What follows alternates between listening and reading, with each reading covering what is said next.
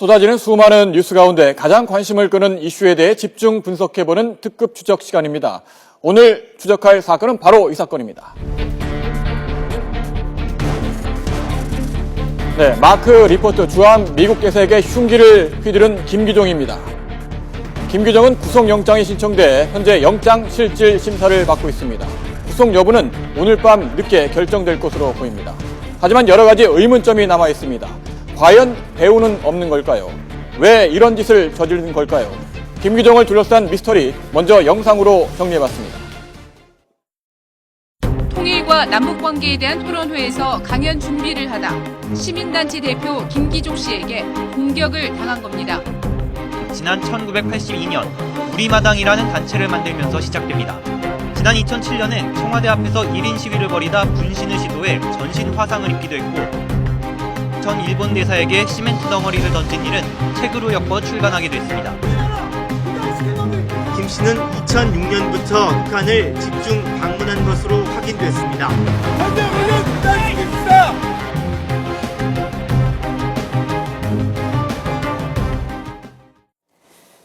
네, 검찰은 테러라는 극단적인 행동을 한 김기종의 과거 행적을 주시하며 국가보안법 위반 혐의도 검토하고 있습니다. 두 분을 모셨는데요. 박상용 변호사 그리고 손광주 데일리 NK 소장 두 분 나와 있습니다. 안녕하세요. 네, 안녕하십니까. 네, 먼저 박상용 변호사께 좀 질문을 드릴게요. 오늘 이제 얘기를 들어보면은 당일보다는 조금은 진정된 모습을 김기종이 좀 보이기도 하면서 자기 입장을 좀 조목조목 얘기를 하기도 했는데 북한과의 연계성은 아무튼 부인했죠. 자기가 행동은 소신에 의해서 한 거지 북한과의 어떤 공모라든가 북한의 지시에 의해서 한 게 아니다. 당연히 이제 이렇게 부인할 겁니다. 그러면 수사기관에서는 북한과의 연계 가능성 또 북한의 주장과의 일치성 이런 부분을 수사하는 것이 이 수사의 핵심이라고 생각합니다. 영장실질심사 이 시각 현재 진행되고 있습니다. 김규종은 서울 종로경찰서를 출발해서 서울중앙지법으로 이동했는데 출발 전에 기자들을 앞에서 노출이 됐습니다. 그때 화면을 보면서 좀 더 이야기를 나눠봤으면 좋을 것 같은데요. 네, 휠체어를 타고 이제 이동하는 모습이었습니다. 다리가 다쳐가지고 휠체어 타고 있습니다. 네, 공격을 하다가 발목을 다쳤다고 주장했죠. 현재 알 수 없는 표정을 짓고 있는데 기자들이 일문일답을 했는데 이 과정에서 북한과의 연계성을 부인했습니다. 또 배우는 없다 이런 주장을 펴기도 했고 또 북한을 다녀왔느냐라는 말을 했는데 그 부분에 대해서도 물론 여러 가지 질문이 있어서 혼선이 있을 가능성도 있겠습니다만 김규종의 녹취를 들어보면은 한번 들어볼 수 있을까요? 네, 녹취를 들어보면 다녀오지 않았다 이런 말도 했거든요. 뭔가 사실과는 다른 주장을 하는 것 같습니다. 그러니까 이제 북한에 들어갔다는 입출국 기록 같은 거를 들이대면서 질의를 해야 저 사람이 제대로 대답할 수 있을 것 같습니다. 북한과의 연계성은 없다, 배후는 없다. 이 주장에 대해서 어떻게 생각하십니까? 김기종의 이 은행과 그리고 논리 같은 걸 보면은 예를 들어서 북한의 이 통일전선부라든가 또는 대남사업본부에서 직접 이런 스파이 활동을 해라라는 직접 지시를 받지 않았다 하더라도 김기종의 어떤 그런 행동을 보면은 전형적인 종북 확신범입니다.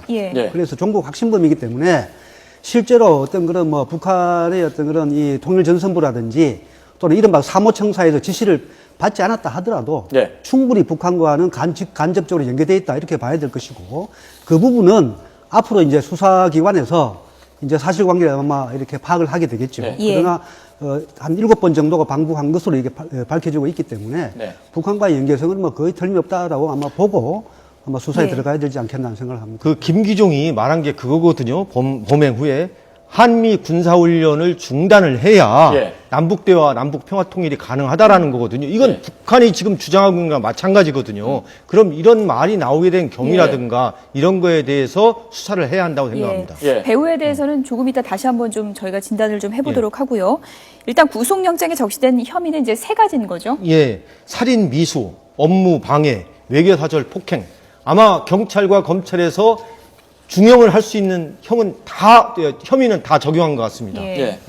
살인 미수 혐의, 과거에 박근혜 대통령 피습 당시에는 뭐 고의성이 없다 뭐 이런 면을 그렇죠. 고려해서 살인 미수는 적용이 안 됐지 않습니까? 예. 상해를 적용했는데요. 이번 같은 경우에는 이 과도거든요. 예. 과도를 또 얼굴에 했습니다. 자칫하면은 여기 신경이 잘못돼가지고 마비가 될 수 있거든요. 예. 사람이 죽을 수도 있기 때문에 그걸 인식하고 했을 것이다라고 해가지고 예. 살인 미수 그 혐의를 적용한 것 같습니다. 예. 김기정을 둘러싼 여러 가지 미스터리 여전히 남아 있습니다. 하나하나 짚어보도록 하겠습니다. 첫 번째 키워드 보시죠. 네, 배우가 있나? 김기정은 단독 범행이라고 주장했습니다. 과연 단독 범행일까요? 어떻게 보시는지요? 이 부분이 이 수사의 핵심입니다. 과연 김기종 주장대로 이게 단독 범행이었는가? 김기종이가 그 CCTV 영상에 집을 나올 때 보면은 봉투를 갖고 나옵니다. 예. 이 봉투에 뭐가 들었느냐, 유인물이 들었느냐, 뭐가 들었느냐, 예. 이 내용은 무엇인가? 또 지금 현재 경찰에서 집과 사무실에서 압수수색을 했거든요. 예. 거기서 나온 컴퓨터 기록, 그 다음에 통신 자료, 이런 걸 모든 걸 CCTV 동영상에 김기종의 행적 이런 걸 모든 걸 추적을 하게 되면은 과연 김기종이 혼자 있는지 아니면 다른 공범이 있는지 누구부터 지시를 받았는지 이거를 규명할 수 있다고 생각합니다. 네. 지금 그래픽을 보시면 일을 같이 하면 더 난리가 난다 이런 주장을 했거든요. 소장님은 어떻게 보십니까? 그러니까 그 리포터 대사를 예. 테러하는 그 자체는 앞으로 수사를 해봐야 되겠지만은 뭐 단독일 수도 있겠지만 뭐 그럴 수도 있겠죠. 그러나 적어도 저런 행동을 하기까지는 북한에 다녀오는 여러 가지 이제 정황적 사실이라든지 예. 또는 이제 이 김기종이 지난 30여 년 가까이 해왔던 그런 행적들을 쭉 꾸준하게 추적을 해보면은 그 배우가 있는 것은 그 배우가 실제로 어떤 개인이나 단체가 아니라 하더라도 실제로 북한과의 어떤 연계성을 충분히 아마 파악할 수 있을 겁니다. 그래서 어떤 그 배우가 특정 개인이 아니다 하더라도 그런 부분들을 염두에 두고 어떤 단체라든지 북한하고 어떤 형태로 정황적으로 연계되어 있는가를 살피는 것이 매우 중요한 맥락이 아닌가. 네. 예. 그런 꼭 생각을 북한이 아니라 하더라도 반국가 단체와의 연계 여부, 가입 여부 이런 것도 조사를 해야 한다고 생각합니다. 그래서 지금 경찰에서도 종로경찰서가 아닌 서울청 보안수사대로 넘겨가지고 거기서 조사를 하고 있는 걸로 알고 있습니다. 예. 네, 배후라고 이제 지목된다는 건 이번 사건과 관련해서 어느 정도 연관성을 갖게 될 때 배후라고 할 수 있는 겁니까? 지시를 했다든가 예. 교사를 했다든가 이제 이런 거겠죠. 예. 예. 이 김기종을 둘러싼 여러 가지 미스터리 가운데 네. 소장님, 이 전과 육범이라고 여러 가지 일로 전과 육범으로 현재 확인이 되고 있는데, 예, 이 과연 어떤 일을 했는지 과거에 어떤 행적을 했는지 한번 알아볼까요? 두 번째 키워드입니다. 예. 의문의 과거 행적, 전과 육범의 인사인데 뭐 어떻게 통일부 통일위원도 하고 또 대학에서 강의도 하고 도대체 어떤 인물입니까? 원래 이 김기종은 이제 대학에서 소위 입학 학번이라는 게 있지 않습니까? 예. 성균관 대학의 80학번인데요. 그 대학 다니면서 이제 운동권의 이제 언저리에 있어 이제 활동을 네. 했는데 처음에 사회 활동을 하게 된 것은 신촌 부근에서 우리마당이라는 예. 풍물연구소를 만들었습니다. 예. 그래서 이제 거기서 탈춤도 가르치고 그러면서 이제 말하자면은 그 80년대 당시에 소위 그 NL 계열이라든지 이게 예. 영향을 많이 받은 것 같아요. 그러니까 민족 해방, 이른바 민주주의 어떤 그런 영향을 많이 받은 그런 인물이고요. 그러다 보니 한 30여 년 동안 계속 이제 운동 활동을 해왔는데 그렇게 하다 보니 이제 남북 관계에서 통일운동이라는 것이 우리 어떤 대한민국의 헌법 체계 아래서 자유민주주의 통일운동이 있는 것이고 소위 친북적 통일운동이 있는데 예. 그 김기종은 전형적인 이제 친북적 통일운동을 해온 사람이에요. 예. 이제 그러다 보니 이 친북적 통일운동이라는 것이 말하자면은 이제 우리 민족끼리라는 것은 영향을 많이 받게 되는데 그것을 이제 6.15 공동선언이 아마 계기가 되어서 6.15 공동선언이 꼭 친북적이라고 이렇게 말씀드리는 것은 아니지만은 그러나 우리 민족끼리라는 그러한 공통적인 어떤 이 성격이 있기 때문에 네. 김기종이 그러한 사회적 분위기를 타고 김대중 정부나 노무현 정부 시기에 민주평통자문위원도 하고 네. 그리고 통일교육위원도 하고 이러면서 이제 자신의 신분을 이제 꾸준히 감추면서 활동을 이제 해왔던 것 같아요. 제도권에 진입한 거군요. 그렇습니다. 예. 그래서 이제 제도권에 진입을 하면서 또한 그 시기에는 소위 우리 민족끼리라는 어떤 사회적 분위기가 있었기 때문에 그런 사회적 분위기를 김기종이 많이 활용했다 이렇게 볼 수가 있겠죠. 예. 네. 그런 이제 활동 속에서도 별명이 뭐 사고뭉치 운동가라고 할 정도로 돌발 행동이 이제 지금까지도 상당히 이제 많았는데 분신 시도한 적도 있잖아요. 청와대 앞에서 이제 분신 그런 행동을 한 사실도 있고, 그리고 이제 주한 그 일본 대사를 시멘트 돌덩이로 이렇게 던진 그런 경우도 있거든요. 그래서 예. 전형적인 반외세, 말하자면 이제 자주 이런 것을 주장하는 사람인데 사실은 어느 일각에서 이 사람이 이제 민족주의자다 이렇게 정의를 하는 경우도 있는데, 민족주의라는 것이 소위 이제 열린민족주의고 이렇게 폐쇄적인 어떤 쇼비니스트적인 어떤 그런 예. 아주 국수주의적인 것은 민족주의라고 보기는 어렵고, 그는 폭력을 전제한 그런 쇼비니즘은 상당히 범죄 행위이기 때문에 사실은 김기종을 민족주의자라고 보기도 어렵고, 예. 포괄적으로 민족주의라고 보기 어렵고, 말하자면은 현재 중동에서 벌어지고 있는 이슬람 국가가 숭상하던 폭력, 그거하고 그런 부분하고도 상당 부분 일정하게 공통성이 있다 이렇게 볼 수 있습니다. 폭력성을 지적하셨는데 2007년에 청와대 앞에서 시위를 벌이다 분신을 시도했는데 그때는 왜 그런 거죠? 자기 도취에 빠진 것 같습니다. 예. 이 사람이. 그러니까 결국에는 이 사람이 뭐 연구소 했어도 사람들이 없었거든요. 그러니까 자기의 주장을 여론이나 사회적으로부터 이목을 집중시키기 위해서 예. 분신을 한 것 같습니다. 이 범행 당시에도 월세 50만 원을 못 낼 정도로 예. 빈궁했다는 겁니다. 예. 사람도 떨어져 나가고 그러다 보니까 자기의 이목을 집중시키기 위해서 이런 범행을 하지 않았나 하는 그런 생각이 듭니다. 예. 네. 어떤 뭐 그래도 대의 명분을 쫓는 거라고 할 수 있어요. 궁극적인 본인의 목적이 있기 때문에 계속해서 이런 행동을 할 거라고 좀 추정을 해볼 수 있을 이 것 사람이 같은데요. 발언하는 예. 내용 보면은 나는이라는 말을 네. 합니다. 나는이라는 말은 뭐겠습니까? 자꾸 자기의 주장을 갖다가 영웅 심리주의적으로서 하는 거거든요. 예, 그러니까 언론으로부터 주목을 받기 위해서, 그리고 자기의 행동의 정당성을 갖다가 예. 외치기 위해서 사회적으로 주목받는 사람을 한 겁니다. 저는 또 하나 이상한 게, 과연 이 사람이 어떻게 이 민화협에서 주최하는 미국 대사님이 참석한다는 내용을 어떻게 네. 알았을까? 이 부분도 한번 조사를 해야 한다고 생각합니다. 예, 이렇게 문제가 많은 인물인데 2007년에 통일부 통일교육위원으로 위촉이 됐거든요. 그게 어떻게 가능한 일일까요?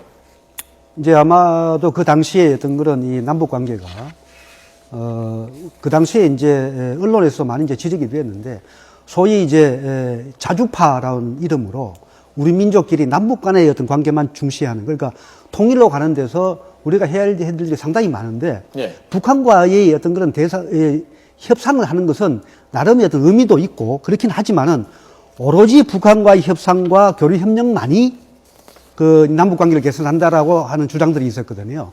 그러다 보니 이제 통일 교육도 이제 그런 부분 쪽에서 우리 민족끼리 통일이라는 그런 사회적 분위기가 많이 있었습니다. 그래서 아마도 이 김기종이 그런 분위기를 타고 교육위원으로 아마 위촉됐을 가능성이 있는데, 이 부분은 사실상 지난번에 그 신은미의 어떤 종북소동에서도 우리가 알 수 있듯이 신은미가 쓴 책이 아주 권장도서가 된 거 아니에요. 그런 것처럼 이 부분에 대해서도 수사기관의 어떤 수사가 좀 필요하다. 저는 그렇게 생각을 합니다. 예. 김기종, 그러니까 북한과의 연계성이 있느냐 여부에 대해서도 관심이 모아지고 있는데 본인은 물론 그런 적이 없다고 계속 주장을 하고 있거든요. 자, 김기종을 둘러싼 3대 미스터리 마지막 키워드 보면서 네. 이야기 나눠보겠습니다. 마지막 키워드 국가보안법 위반했나, 이제 이 여부도 이제 적용할지를 좀 검토하고 있는 그런 상황으로 알려지고 있는데요. 7차례나 이제 방북을 했다고 합니다. 북한을 그렇습니다. 그렇게 여러 차례 간 이유, 목적 어떻게 지금 드러나고 그러니까 이제 있습니까? 이 부분이 중요하다고 생각해요. 통일부에서는 아직까지도 북한에 몇 번 갔는지를 잘 모르고 있는 것 같아요. 네. 법무부에서 자료를 확인해야 한다. 북한에서도 어떤 목적으로 누구의 초청에 의해서 어디에 갔느냐는 겁니다. 단순히 금강산 관광, 개성 관광 가는 게 중요한 게 아니라 예. 평양을 가서 누구를 만나가지고 어떠한 활동을 했는가, 이게 이제 중요하고요. 또 하나는 뭐냐면은 김기종이 주장하는 내용을 보면은 한미 연합훈련 전쟁 중단돼야 한다. 천안함 폭침, 뭐 남북 공동조사해야 한다. 전자권 연기해야 한다. 안보 주권 없는 나라는 나라가 되고 말았다. 예. 이 중에서 한미 연합훈련 전쟁 중단해야 한다라는 거거든요. 그리고 천안함 폭침, 남북 공동조사해야 한다. 예. 이 말은 북한의 주장과 일치한다는 겁니다. 예. 그래서 이거는 국가보안법상의 고무찬양죄가 해당이 되고, 또 하나는 뭐냐면 지금 집과 사무실에서 압수한 것 중에 이적 표현물이 있을 수 있거든요. 예. 그 이적 표현물이 맞느냐. 그래서 이적 표현물 제작 소지 반포죄, 이게 좀 검토해야 할 거예요. 가장 중요한 것은 이제 북한과의 통신 회합인데 네. 이 수사가 상당히 어렵습니다. 이 김기종이 수사에 협조해주지 않는 한 상당히 어렵습니다. 그래서 고무 찬양 정도는 아마 이적 표현물 소지 제작 이쪽은 혐의를 입증할 수 있지 않을까 그렇게 생각합니다.